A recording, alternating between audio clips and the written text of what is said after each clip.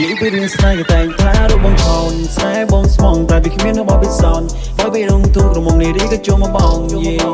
ឬក៏ទុំមកជាលបាញ់លេងហ្គេមស្នេហ៍ពីបែបតែមិនវាជារឿងផ្សេងឬក៏ចង់បែបដងឲ្យបងវងវែងបងមិនវងវែងនឹងស្លាតែបងវែងនឹងស្រី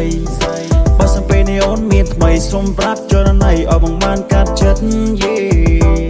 ពេលនេះថ្ងៃច័ន្ទមិនដូចជាថ្ងៃសោកពេលនេះបានស្រីមិនឃើញមកលេងស្រុក Facebook ក៏ no friend កំថា like TikTok អត់បងចាំឆ្នាំនេះឬក៏ឆ្នាំមុខឬក៏គេនេះមានធ្វើឲ្យអូនឈានទៅមិនហ៊ានមិនពៀនក្បន់ពីសន្យាឲ្យពេលដល់មក solo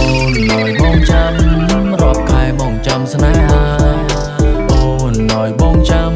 ឆ្នាំនេះមិនដឹងឆ្នាំណាអូនថាមកវិញបាត់ឈឹងប្រលឹងសង្សារហេតុអ្វីក៏ធ្វើបែបនេះពងងារបងសែនឈឺផ្សាអូនឲ្យបងចាំរាប់ខែបងចាំស្នេហាអូនឲ្យបងចាំឆ្នាំនេះមិនដឹងឆ្នាំណាបើអូនមានគេហើយគូ5មួយម៉ាត់មកណាឲ្យបងនៅរងចាំស្ងួនឆ្នាំនេះបងសែនដៃកា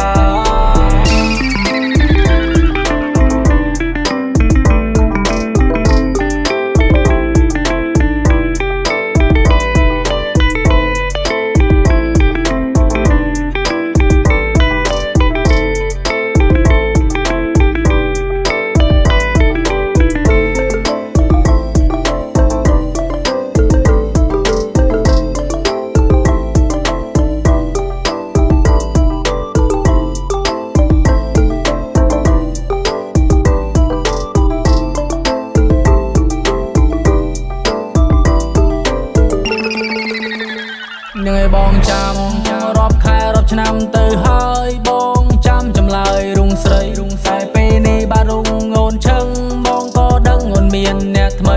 បងមិនយល់ហេតុអ្វីបែបហ្នឹងស្រស់ប្រលឹងធ្វើបានពីស្រីបងខំចាំមុនតាំងខែ8ឥឡូវខែ4ចិត្តចូលឆ្នាំថ្មីនាងឲ្យខ្ញុំចាំរហូតដល់ពេលណាឬក៏ខ្ញុំចាំរហូតដល់អូរៀបការចាំបងចងដៃឬស្រង់ជីវ៉ាតែពេលនេះបងសែនឈឺផ្សាសួរបងគឹមថានារីជាស្នេហាឬក៏យ៉ាងណា80%ធ្លាក់ដល់សូននងសានេះធ្វើឲ្យខ្ញុំឈឺចាប់ខ្ញុំមិនអាចទ្រាំបានទេណាឲ្យបងចាំរាប់ខែបងចាំស្នេហា